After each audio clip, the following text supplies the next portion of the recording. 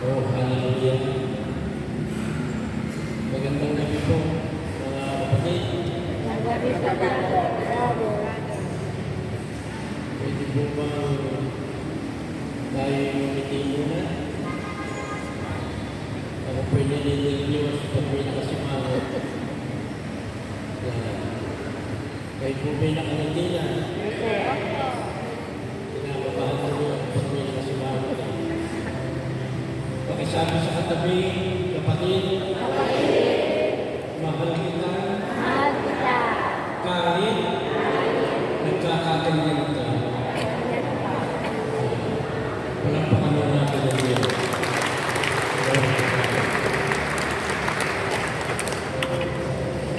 So mga kapatid, ang ating pagpapalagyo sa Evangelyo po ni San Mateo, St. Matthew chapter 5, verse 1 hanggang 12.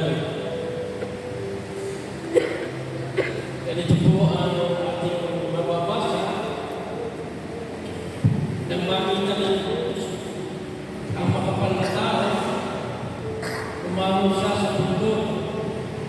Pagka po niya lumapit ang kanyang mga lagay at sila'y tinuruan niya ang ganito. Mapalat ang mga mahal na inaasahan, kundi ang Diyos, sapagkat makakasama nila ang kanyang kaharian. Makakasama siya sa kanyang kaharian. Mapalat ang mga nahapis, sapagkat aalawin sila ng Diyos. Mapalat ang mga mapagpakumbaba, sapagkat tatanungin nila ang ipinangako ng Diyos. Mapalat ang mga nangingiting makapagpalag sa kalooban ng Diyos, sapagkat ipagkakaloob sa kanila ang kanilang mga pinipinti. Mapalat ang mga mahabagin, sapagkat kapag sila ng Diyos. Mapalat ang mga linis ng Diyos, sapagkat pag-ibig nila ang Diyos. Mapalat ang mga gumagawa ng daan sa pagkakto, sapagkat sila'y tuturing ng Diyos sa mga anak niya. Mapalat ang mga pinag-uusig dahil sa kanilang pagsunod sa kalooban ng Diyos, sapagkat makakasama sila sa kanyang kaharian. Mapalat kayo kapag dahil sa inaalimuha kayo ng mga tao ang pinag-uusig, pinagbibigyan ng lahat ng sinang kasamaan upang bawas kasi mga leader at niluhan kayo ng pagkalap sapagkat malaki ang nagtimpala ng langit kaya kinuha ng ginawa ng mga tao sa mga propeta na naroon. Mga kapatid, ang Ebanghelyo po ng Panginoon. Pinupuri ka namin, Panginoon sa Kristo. Okay, taas po kumain. Kay buti-buti po, Panginoon. Tawag po na tayo. Kay buti-buti po, Panginoon. Salitang Bisaya. Maglingkod po po. Sa atin na sa Tagalog, maglingkod, magserbisyo na. Amen po ba? So mga kapatid, ako po yung nakarating na dito ng mga 15 years ago. More pa, higit pa. Natatanda ko yung simbahan doon. Parang hindi pa ganito kalaki. Parang mababa pa. Yun na yung natin ito. At ako po yung papasalamat kay Lord dahil marami ko na pupuntahan. Tinatanong ko, ako yung gawin ko. Sabi niya sa akin, gawin sa 32 years. Katulog ng pinuntahan, kahapon 33 years. Eh sabi ko, bakit ko kayo sasampunan? Hindi na unagagdagan. Pero ko'y natutuwa dito po sa inyo sa Cavite City at malapit na yung anniversary mo. Pero marami pa rin ang dumadalo sa gawain na yari sa dahil. Amen. Nakakatuwa. Talagang siguro ay maganda yung patakbo ng ating mga worker, mga magagawa. Nakikita yung pagiging modelo sa bawat isa sa kanila. Kaya tayo po patuloy na lumalago ang ating pananampalataya. Amen po ba? Tingnan mo na kagabi, sabihin nyo, maganda ba ako? Buha po ba ako? Ano sagot? Wala natin ito.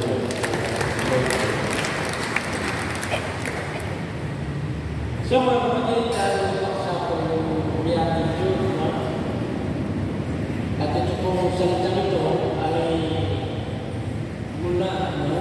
Sa salitang Latin, yung beatitude, salitang Latin, na ibig sabihin ay yung beatus, sabihin yung beatus.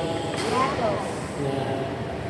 So, ang pinakahulugan ay magiging mapalad, yung tinatawag na pagiging mapalad, be blessed or happy.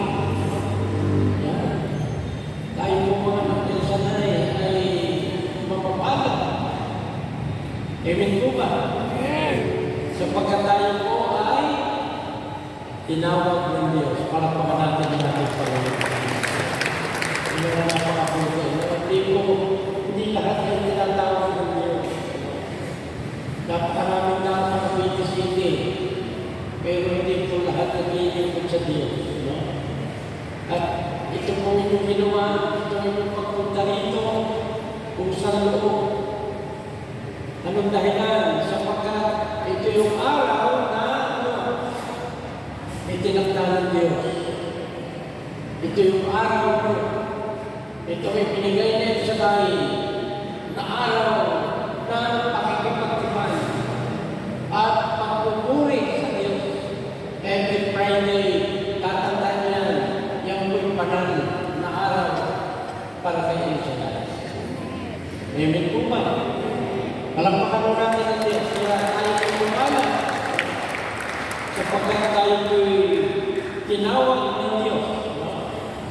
Subalit, mga kapatid ko sa Panginoon, kung titignan po natin ano yung pinakamataas na biyaya na galing sa Diyos.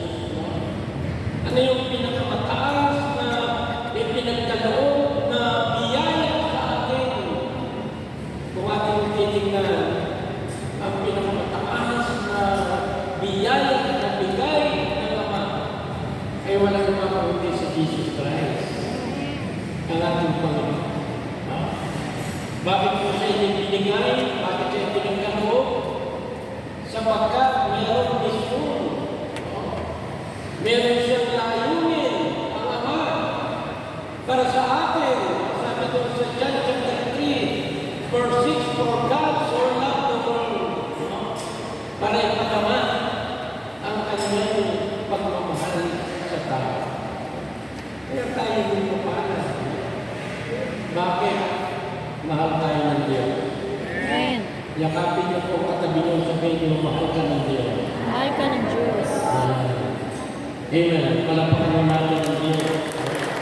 Glory to God. So, yan ang pinakamataas na regalo o na biyaya. At sa atin naman sa kapanahon na yung pagiging believer, no? Yung pagkatawag sa atin ng Diyos. Na ano po naging resulta? Tayo naging mananampalataya ng Diyos. Yan ang pinakamaganda sa buhay namin, sa pagkakapananampalataya. Faith is a gift from God. Ito'y galing sa Diyos. Tatandaan niyo po, ang pananampalataya hindi galing sa tao. Kung hindi, ito po yung kaloob, grasya, at ano po yung bunga ng pananampalataya natin na ipinagkaloob pa rin ng Diyos sapagkat mahal tayo ng Diyos. Tayo ay iniligtas sa ating mga kasalanan. Amen? Napakabuti ho ng Diyos. Lahat ng pangangailangan ng tao sa araw-araw binigay ng Diyos. Wala na siyang bagay na hindi binigay.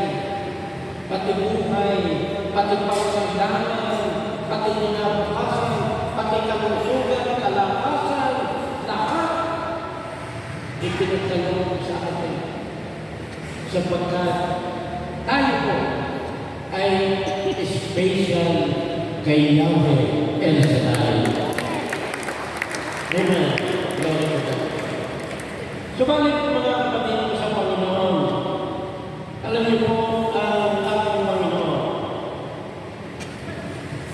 Dito po sa ibang minuto, sa katulad, dito po nagsimula ang pinakadakilang mensahe ng ating Panginoon. Dito nagsimula. Yung tinatawag na The Sermon on the Mount, mga kapatid. Ito po yung sermon sa bundok. At dito sinimulan ng ating Panginoon alin yung kanyang ministeryo. Ano yung ministry? The ministry of Jesus. Tayo po'y bunga. Kaya po tayo nakatino ngayon. Bakit? Sapagkat tinawag ang ating servant leader, Brother Miller, para magtatag ng El Shaddai Ministry at yung may bunga ng Ebanghelyo ng misyon ni Kristo na itinatag at ipinasa sa mga lagat at sa mga tao mga apostol, mga kapatid. Kaya tayo mo ay bunga ng misyon at pagtuturo ng ating Panginoon. Amen po ba? At alam nyo, dito sa verse 1, anong pinabanggit dito? Nang makita ni Jesus sa mga pagkatao, umawag siya sa mundo at pagkaupo niya lumapit ng mga lagat at sinay ito tinuruan ni Kristo. Amen po ba? Tinuruan ng ating Panginoon. At alam po yun, ano yung itinuro? Yung pagiging mapalad ng bawat tao. Pagiging mapalad ng bawat Kristiyano. Kaya huwag nyo sasabihin na kayo'y api. Huwag nyo sasabihin mahina. Huwag nyo sasabihin kung ano-ano pinag-uusip. Dahil yan ay tinuturo ng Panginoon. Bakit ay tinuro yun? Kasi ang mga tao ko maraming nawawalan ng pag-asa. Maraming self-pity, yung awak sa sarili. Alam naman yung panahon ngayon, pagtigil na natin ang mundo para nakakalimutan ang kapitbahay ng kanya, maraming sasakyan, patagala ng kanan. Masasarap ang kinakain. Samantalang tayo, taste lang sa bagoong kamatis. Mga tuyo. Dahil si Brother Judy, Brother Judy Payamoda, pangalan ko. Sanay ako sa kamatis. Sanay ako sa talong. Sanay ako sa kalabasa. Kasi ako yung nagkakalatagal, Batangas. Nakayuro ko sa bukid. Pero kahit po ako'y sa bundok, hindi po ako nahihiyak pa. Kasi tinawag ako ng Diyos. Amen? Amen. Tayo po'y believer. Palakpakan po natin ang Diyos. Ha? Tingnan niyo po. Sabi nito, mapalad ang mga Isipin niyo yun. Mahirap ka na, mapalag ka na. Baliktad sa Diyos. Sa mundo, kapag ito ay pulubi, kapag ito ay wala, hindi kapili. Pero sa Diyos, baliktad, mapalag ang mga ama. Mapapalag ang mga nahapis, yung mga nalulunod. Sapagkat sabi ko sila'y aaluin ng Panginoon. Mapalag ang mga magpagpagpapa, ang mga nagmimiting, makasunod sa kalooban ng Diyos, mga mahabagin, may mga malinis na puso, sapagkat makikita na ng Diyos, gumagawa ng daan sa ikipagkasundo ng iba. Mapalag ang mga pinag-uusip, pinag-ibigan ng masama. Kita niyo po yan. Yung mga taong, yung mga nag-aalipusta sa atin. Kaya ako, kasi ako, natin dito sa mga malalayang lugar. Halos nalipot ko ng Pilipinas. Sa ating destino, katunayan ako galing ng Bumaka, Quezon, kami taga-Quezon dito. Pero kasi ako nakatagpo sa Quezon, taga-rito ko sa naglipod daw dito dito sa Cavite City. No? Doon sa parting Bumaka, no? Sa Mangala. Umuwi na sila doon. Tapos, sabi wala nang kahit sa probinsya. Kami magiging head ng mga probinsya, PCC. Ngayon, ililipat naman ako sa Nueva Ecija. Bakit yung po nakikita yun? Dahil hindi po lahat yung may nagugustuhan. Iba-iba, kahit matagal na kayo, iba-iba pa rin yung attitude. Kahit naglilig mo sa Diyos, nandiyan pa rin yung mga tao parang mga eskriba, mga para sa iyo. Pagkaharap maganda, pagtalikod, tataraka ka ng palagaw sa iyo. Maraming hindi pagbabago. Nandun pa yung high pride, right now, before destruction na, Holy Spirit. Anong dapat? Humility ba? Humility sa sign of true holiness. Humility sa weakness.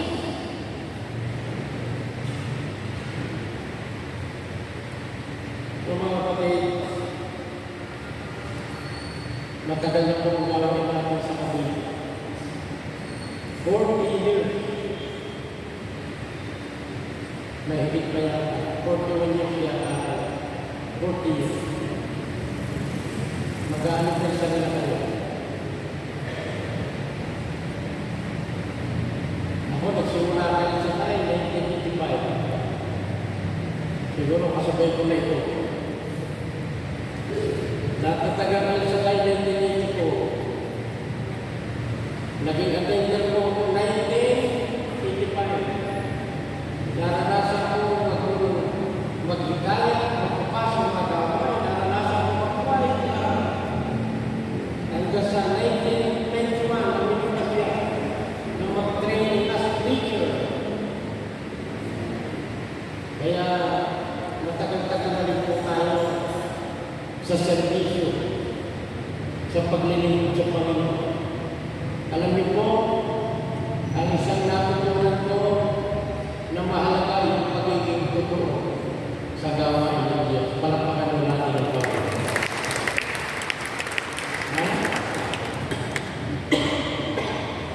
Panginoon, try our best to become a good Christian. Tayo'y nagsisisi sa sarili natin. Lalo na ngayon, tumatanda na tayo. Iba na ang panahon, hindi na katulad ng araw. Kailangan meron tayong legacy. Meron tayong iiwan na magandang halimbawa sa buhay natin. So mga kapatid, lahat po naglilingkod biyaya galing kay Al Shaddai. Amen? Lahat ng naglilingkod, may nakalaan na biyaya. Kaya, napakasarap ng paglingkod mga kapatid. Sa loob ko ng ako'y halos 41 years in ministry, wala akong pinagsisihan. Dito na ako nagkaasawa, dito na ako nagkaanak, dito na ako nakatanggap ng lahat ng mga biyaya ng pagpapala ayon sa Diyos. Si Lord na, nung ibigay ko buhay ko, hindi na ako nag-business. Iniasa ko lang kay Lord, sabi ko, Lord, bahala ka sa buhay ko. Bahala ka na sa aking pamilya. Pero nakakatuwa sa biyaya ng Diyos. Mapalad ko ako. Bakit? Ang aking alam ay ulo. Kaya ako mapalad. Minuwala ko yun. Namatay yung sa nurse. Pero yung natira, lahat nakapagtapos ng pag-aaral. Amen. Pinag-aaral niya ulit sa dahil. Amen? Napakabuti. Sarap maglingkod, masarap mabuhay ng usapan niya. Napakapalad ng ako. Pero ako yung preacher, tagal ng preacher, hindi ako nakaranas na may malaki, hindi ako nakaranas ng parinig sa mga tao. Basta ako yung lingkod. At alam mo kung bakit? Alam na ng Diyos ang pamangailangan mo sa buhay. Hindi mo sabi nga, gusto, hindi mo malang. Alam na ng Diyos at ibibigay na sa iyo ng Diyos ang lahat ng mga pamangailangan ko sa buhay. Kaya ako tumatagal dito dahil nararanasan ko ang presensya ng Diyos. Amen po ba? So mga kapatid, bigyan ko lang kayo ng tatlong bagay na. Kasi yung sinasabi ko sa inyo, introduction pa lang yun. Nag-i-intro pa lang tayo. So, kung titingnan natin yung mga sulit at pagpapala, kung susuriin natin ang madalang kasulatan sa tulad ng pinanggit ko sa inyo kanina, ay mga taong tinawag ng hirang at lasong naman ang Diyos. Yan ang talaga. Napakaswerte mo na. Napakapalad mo. Kapag ikaw, mga tao katulad natin, tinawag, hinirang, hindi po lahat tinatawag. Hindi lahat napipili, hindi lahat nahihiran ng Diyos. Pero, mapalad ko tayo bakit? Nasumpungan natin ng Diyos at nasumpungan din tayo ng Diyos. Oh? Sapagkat tayo ay bakit tayo mapalad? Mga pinili, anong dahilan? Sapagkat tayo ay pinayaman saan? Saan? Sa spiritual. Amen? Alam niyo, pag pinayaman ka sa spiritual, kahit tumating pa ang pagsulong sa inyo, nakangiti pa kayo. Pag mayaman kayo sa pananampalataya, kahit pa iniulang ka ng boyfriend mo, masaya ka pa rin. Amen? Amen po ba? Tingnan niyo po. Kung bakit tayo pinayaman sa spiritual. Tingnan niyo po, James, chapter 2, verse 5. Tingnan niyo mga kapatid, kung minamahal, hindi na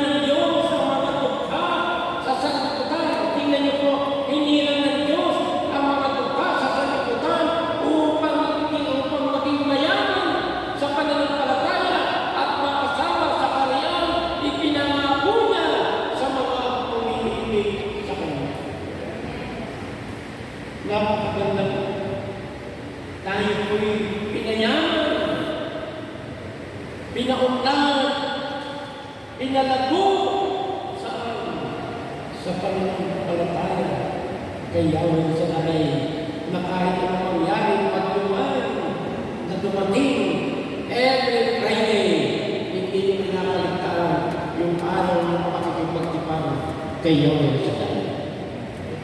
Amen. Palamahan natin ang Diyos. Glory to God. Mamahal. Pangalawa. Ano pa? Yung mga taong mapapala, sabi nito mga taong namumuhay ng tapat sa Diyos. Tatandaan mo. Mapala po tayo. Kung tayo ay namumuhay na may katapatan sa Diyos. Mahirap po yan. Marami pong hindi tapat. Sabi dito, kapag tayo namumuhay ng tapat sa Diyos, ipinadala niya ang kanyang pagmamahal at hindi siya sumisira sa pangako din ng Diyos. Deuteronomy chapter 7 verse 9, alalahanin niyo na si Yahweh ay Diyos na hindi marunong sumira sa pangako. Tapat siya sa lahat ng umiibig at sumusunod sa Kanya at ipinadala niya ang pagmamahal hanggang sa ikasalibong saling lahat. Huwag kayong mag-alala kung sa pamilya mo kayo ng maglilingkod. Kasi minsan nalulog kayo, bakit kaya ganito? Hindi ko maakay yung aking asawa, hindi ko maakay yung aking anak, yung aking manuta. Kaya ba minsan nag-iisip ng gano'n? Ang tagal-tagal mo sa dawa, hindi ko maakay ang sampayan niya. Amen? Pero kayo mag-alala, kasama yun sa biyaya sa dahil. Yung mga tao na pag-inuhin, nasa kawan, kahit pag-isa ka lang. Sabi doon, pagpapalain mo ng kasanditot, saling lahat. Buong pamilya, kaguguhan ako. Kaguguhan, parang si Abraham.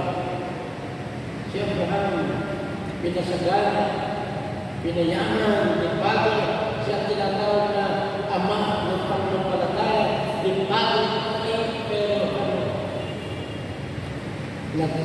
lahat ng lahi ng Diyos, pinasagana ng Diyos. Di ba ninapansin sa anak ng Brother Mike? Si Brother Mike naging tapat sa Diyos. At yung mga anak, nagmamana sa kanyang ama, lahat ng nasa ama ay sa ama. Amen?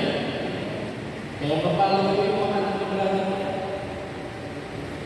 Sila ang tagapagmana ng ating servant leader. Amen? Mga kapatid, nasa lupan natin. Sandali na sa'yo, kumanta ka mo na tayo. Mahal na mahal ka ng Diyos. Mahal mo. Yung kaligtasan, no? Mga tao tumanggap ng kaligtasan. Tayo yun. Ang mga tumanggap ng kaligtasan ay tayo. Sino yun? Yung mga tao na nananalig at nananampalataya. Ang kaligtasan, sabi mo sa kanina, biyaya ng Diyos. Yan ang napakahalaga. Hindi po pinabayaran na libre. Hindi natin pwedeng bilhin sa mga SM. Walang for sale na kaligtasan. Libre. Nahihiyan. Kaya magbalag po tayo. Dapat po tayo ay mapapansahan. Dahil tayo makasalanan. Pero dahil ayaw na naman ng tao ay mapahamak. Kaya hindi naman gusto ng Diyos, tayo ay manampalataya. Yun lang ang gagawin ninyo. Sumunod. Ha? Sundin ang kanyang mga utos. Sabi daw sa Deuteronomy 28, magaganap na sa inyo ang pagpapala nito kung susundin ninyo ang kanyang mga utos. Kung gusto ninyo tunay na maging mapalad, sabi ko, magaganap na sa inyo ang pagpapalang ito kung susundin ninyo ang kanyang mga utos. Sino gusto maging mapalad? Taas ang dalawang kamay, tumayo, at ilagay ang kamay sa dibdib, at ipigit ang mata, at tayo ay magnilay sa Panginoon. Close your eyes, mga kapatid. Nasa inyo ang pagkakataon para kausapin ang Panginoon at sabihin niyo ang lahat ng dapat mong sabihin